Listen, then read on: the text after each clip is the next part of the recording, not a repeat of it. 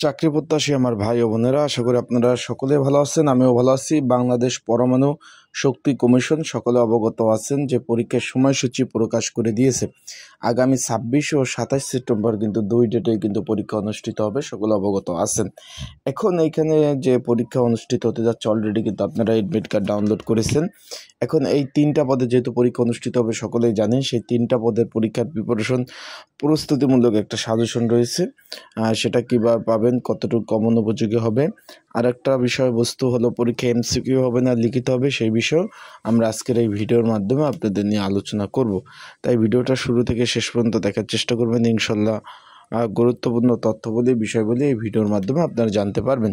এটা 23 জুলাই 2025 কিন্তু এই নিয়োগ বিজ্ঞপ্তিটা প্রকাশ করে সকলে অবগত আছেন।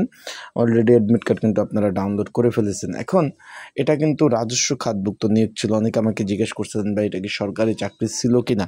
জি ভাই, এটা সরকারি চাকরি। এখন এইখানে হলো পরীক্ষা অনুষ্ঠিত হবে office assistant cum computer typist 13তম গ্রেডের যে চাকরিটা রয়েছে সেটার। তারপর এখানে রয়েছে আপনার কম্পিউটার টাইপিস্ট 16তম গ্রেড এবং জেনারেল অ্যাটেন্ডেন্ট এইখানে হলো 20তম গ্রেড। এই 3টা পদের কিন্তু পরীক্ষা হবে। এর মধ্যে ভাগ করে দিয়েছে আগামী 26/9/2025 তারিখ পরীক্ষা হতে যাচ্ছে office assistant cum computer typist. এইখানে শূন্য পদের সংখ্যা ছিল 13টি 13তম গ্রেডের। এখানে পরীক্ষা হবে শেরেবাংলা নগর, এখানে বালক উচ্চ বিদ্যালয় যেটা রয়েছে সেখানে। আর একটা হলো শেরেবাংলা নগর একই স্থানে। এখানে পরীক্ষার্থী আপনারা দেখলে অবাক হয়ে যাবেন। দেখছেন পরীক্ষার্থী কী অবস্থা, এক এক শাখায় 3000, মানে কী একটা অবস্থা। মানে আপনারা মাত্র 13 পদের বিপরীতে পরীক্ষার বন্যা বয়ে গেছে। পরীক্ষা শুরু হলো 3:30 থেকে 4:30। মোট পরীক্ষা দেখছেন, মানে মাথা পাগল হয়ে একটা অবস্থা।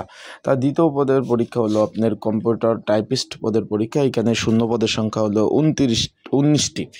এখানেও পরীক্ষা হবে আগারগাঁও তালতলা সরকারি কলোনি উচ্চ বিদ্যালয়।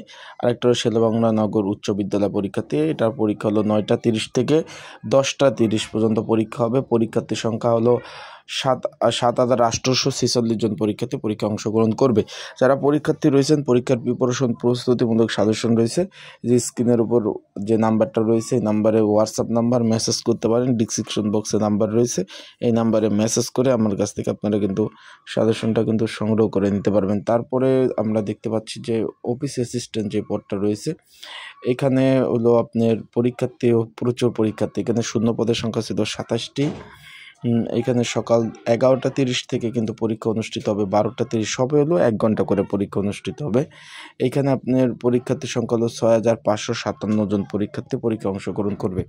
এখন বিষয়বস্তুটা হলো, আপনারা অনেকে জানতে চেয়েছেন যে পরীক্ষাটা আসলে এমসিকিউ হবে না লিখিত হবে, সেই বিষয়ে জানতে চেয়েছেন। ভাই সবগুলো যেহেতু 13তম গ্রেড, 16তম গ্রেড এবং এখানে রয়েছে আপনার 20তম গ্রেড, সবগুলো 1 ঘন্টা পরীক্ষা হবে। তার মানে 1 ঘন্টা পরীক্ষা মানে এমসিকিউ পরীক্ষা অনুষ্ঠিত হবে। যদি আপনার এইখানে শুধু ওই 2টা পদের পরীক্ষা যদি শুধু আপনার 1.5 ঘন্টা হইতো, আর এই জেনারেল অ্যাটেন্ডেন্ট পদের পরীক্ষা 1 ঘন্টা হইতো, তাহলে এটা লিখিত হইতো। এখন যেহেতু বড় পদ ছোট পদ সব পদের পরীক্ষা 1 ঘন্টা, সেক্ষেত্রে সবগুলো পরীক্ষা এমসিকিউ আকারে অনুষ্ঠিত হবে।